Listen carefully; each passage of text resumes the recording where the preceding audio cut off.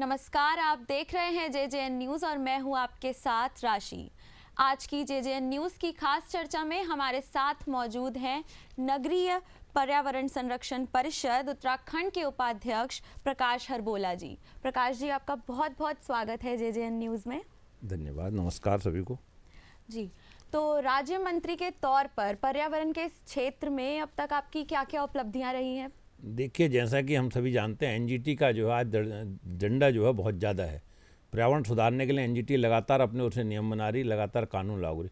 उनको प्रदेश में कैसे लागू हो, क्योंकि माननीय मोदी जी ने स्वच्छ भारत मिशन बनाया, उसको आगे को हमारे त्रिवेंद्र जी भी लागू कर रहे हैं, माननीय मुख्यमंत्री भी जी उसमें बहुत ज़्यादा जोर दें।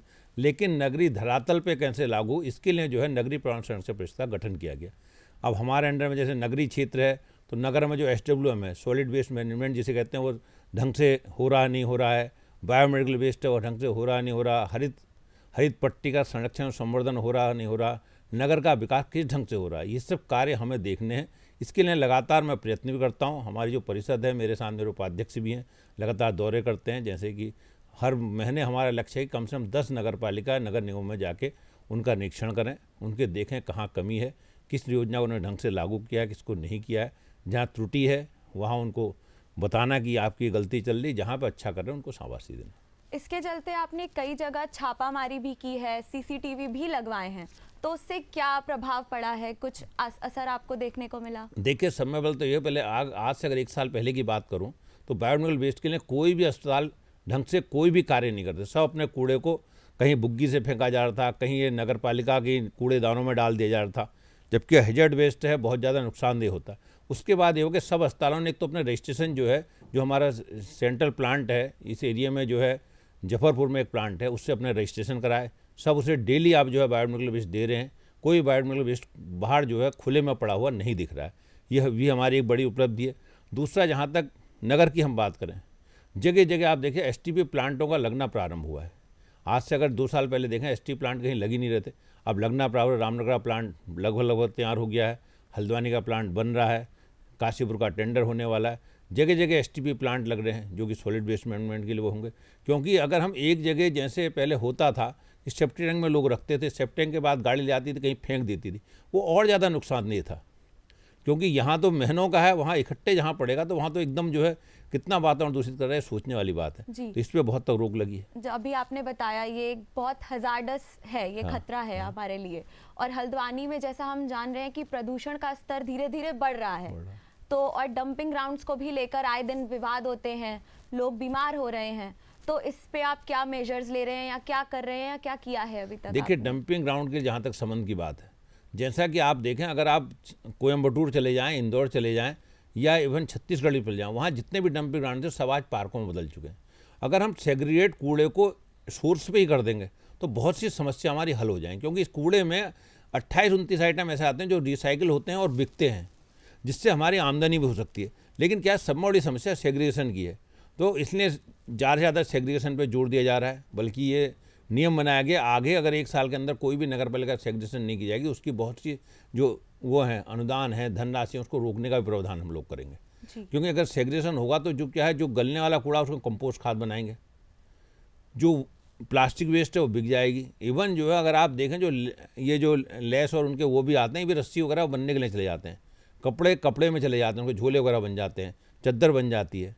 और उसमें निकलता है क्या, अगर हम देखें तो कूड़ा नील हो जाएगा। और जिन जगह बड़ा हुआ है, जिन जो हमारा स्टोर बना हुआ है, जैसे कूड़ों का ढेर बना हुआ, पहाड़ बन गए हैं, रुद्रपुर में ट्रेलर लग जगह है, वहाँ ट्रामा उसमें छट रहा है। हल्द्वानी में प्लांट लगाने की बात हो रही है, सैंक्शन भी मिल चुकी है नगर पालिका नगर निगम को, और बहुत जल्दी आप देखेंगे प्लांट लगना प्रारंभ हो जाएगा। अब देर में काम स्टार्ट हुआ है, भाजपा सरकार देर में आई, नीतियाँ देर में बनी, तो कुछ साल जो हमने तो भोगा है, तो 1 आध साल हमें और भोगने की जरूरत पड़ सकती है। अभी कोरोना काल रहा, सब काफ़ी परेशान थे, तो इस दौरान सफाई को लेकर आपने क्या क्या किया? देखिए, कोरोना काल में जो सब में बड़ी जो गंदगी बढ़ी, बायोमेडिकल वेस्ट सब में ज़्यादा बढ़ा, क्योंकि सबके मुंह में मास्क थे, PPE किट थी, उनका निस्तारण करना एक बहुत बड़ी समस्या पैदा हो गई थी। इसके लिए माननीय मुख्यमंत्री जी ने जो है, जो बोर्ड है हमारा पॉल्यूशन बोर्ड है, उससे पैसे लेकर के 2 मशीनें लाई गई अलग से, जो इसी काम को जो है समाप्त करने में यूज हुई। उसके अलावा कोरोना काल में सफाई, नगर पालिका की सफाई बाकायदा चलाई गई, बल्कि उसमें पूरे स्थानीय प्रशासन ने भी इस बात का ध्यान रखा कि कहीं कोई गंदगी ना हो, क्योंकि जितनी गंदगी बढ़ेगी, जितनी बढ़ेगी उतना बैक्टीरिया बढ़ेगा, उतना रोग बढ़ेगा। इसलिए उसे दूर करने के लगातार प्रयत्न किए गए। बायोमेडिकल वेस्ट जो मैंने आपको बताया उसके लिए वो प्रदान किए गए, और जो बायोमेडिकल वेस्ट जैसे यहाँ एक सुलह तिवारी का भी अपना प्लांट है, उसमें वो लोग बाहर की चीज़ नहीं लेते थे, लेकिन जो जितना भी बायोमेडिकल वेस्ट कोरोना काल से संबंधित था वो उन्होंने लिया, उसका उपचार भी करा। अभी भी कोरोना गया नहीं है, अभी भी ये काल चल ही रहा है, लोग अभी भी इसको लेकर के काफ़ी सतर्क हैं। तो अभी आगे आप ऐसा क्या करेंगे, या लोगों को ऐसा क्या आप बोलना चाहेंगे जो बचाव कर पाएँ? देखिए, कोरोना की वैक्सीन बन गई है, हर एक को वैक्सीन लगनी प्रारंभ हो गई है, चरण अद्दर पड़ेगी, लेकिन जब तक कोरोना ढंग से समाप्त हो जाए तो 2 गज की दूरी है, मुंह का मास्क है, ये बहुत ज़रूरी है। जैसा शासन कह रहा है इसको मानना चाहिए, क्योंकि जितना हम अपने को करेंगे उसके अलावा काढ़ा और जितनी इम्यूनिटी बढ़ाने की चीज़ें वो भी हमने प्रयोग लगातार करनी चाहिए।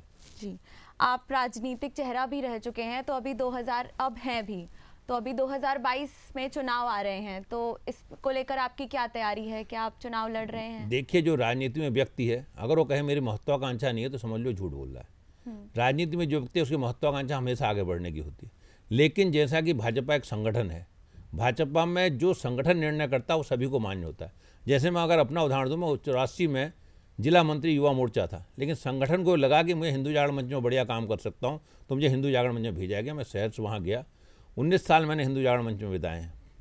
प्रदेश महामंत्री रहा, पश्चिम उत्तर का पूरा उत्तराखंड का प्रदेश अध्यक्ष रहा, सब कुछ रहने के बाद फिर मुझे उन्होंने कहा कि आप भाजपा में जाना चाहिए, तो मुझे मजदूर मोर्चे का दायित्व दिया गया। मैंने मजदूरों के बीच में काम करा 5 साल। उसके बाद मुझे अनुशासन ने भेजा कि आप मुझे संगठन नहीं जो राज्य मंत्री का दे, इसलिए संगठन अगर जहाँ चाहेगा, हम तो सिपाही हैं, उस मोर्चे को कैसे लड़ें, फतेह करें, ये अपनी वो है, लेकिन मोर्चा कौन सा मैंने संभालना है ये संगठन ही तय करेगा किस मोर्चे में युद्ध करना है। जी, अभी आम आदमी पार्टी भी प्रदेश में आ चुकी है, तो इसको लेकर आपकी राजनीति पे क्या प्रभाव पड़ रहा है? देखिए, आम आदमी का यहाँ कहीं कोई वजूद नहीं है। अगर हम कहें आम आदमी जो चीज़ जिस मॉडल को दिल्ली में लागू कर रही वो दूसरे राज्यों में संभव भी नहीं है, क्योंकि आपने बिजली पानी फ्री दिया, आप कहते हैं आपका मोटो ही हुई है, वही आपकी वोट गेनिंग है, लेकिन दिल्ली में जीएसटी कितना है? अगर हम इसको उसका आधा भी अगर हम यहाँ लागू कर दें तो हम तो बिल्कुल खस्ता हो जाएंगे, हमारे पास तनख्वाह देने के लिए पैसे नहीं बचेंगे। हमारे पास जीएसटी और रिसोर्सेज हैं क्या? वहाँ तो जीएसटी इतना है, शराब के एक्साइज की इनकम छोड़ दें तो जीएसटी इतना है कि उससे भी भला होने के बाद उनका पैसा देने के बाद भी आधे से ज़्यादा बच रहा है जीएसटी। जी, अभी हिमालय की बात करें तो हिमालय का काफ़ी क्षेत्र हमारे प्रदेश में भी आता है, तो इसके बचाव की दृष्टि से आपने अभी तक क्या क्या किया है और आपके आगे क्या आप करने का सोच रहे हैं? देखिए, हमारी त्रिवेंद्र सरकार ने, माननीय मुख्यमंत्री ने इसमें बहुत ज़्यादा ध्यान दिया है। आप देखें, जो नदियाँ थी, नदियों का कैचअपमेंट एरिया कम होते जा रहा था, नदियों में पानी सूखते जा रहा है, इसलिए कैचअपमेंट एरिया में वृक्ष लगाने का काम बहुत जोर शोर से चला है, चाहे कोसी हो चाहे गढ़वाल में सौंग हो। 2 हमने पायलट प्रोजेक्ट के रूप में लिए हैं, जिनमें कि बड़े तेज़ी से वृक्षारोपण भी हुआ, बल्कि अल्मोड़ा में तो रिकॉर्ड बना, एक दिन में वृक्ष लगने का रिकॉर्ड भी गिनीज वर्ल्ड में अल्मोड़े का आया है, जब सभी के सहयोग से प्रशासन के द्वारा जब वहाँ वृक्ष लगाए गए तो ये रिकॉर्ड बना, क्योंकि वृक्ष ही जो है हिमालय को बचा सकते हैं। इसके लिए शंकुधारी पेड़, चौड़ी पत्ती के पौधे होने चाहिए, हम उसी को लगा रहे हैं। उसी से जल बनेगा, जल बचेगा, जल संग्रहण क्षेत्र बढ़ेगा तो जल बढ़ेगा, ज़मीन में जल बढ़ेगा तो सब कुछ होगा, क्योंकि भूतल भी आज ज़मीन का जल जो है नीचे जाते लग गया। अगर यही हालत रही, कुछ साल के बाद हमारे जितने यहाँ ट्यूबवेल हैं वो सूख जाएंगे।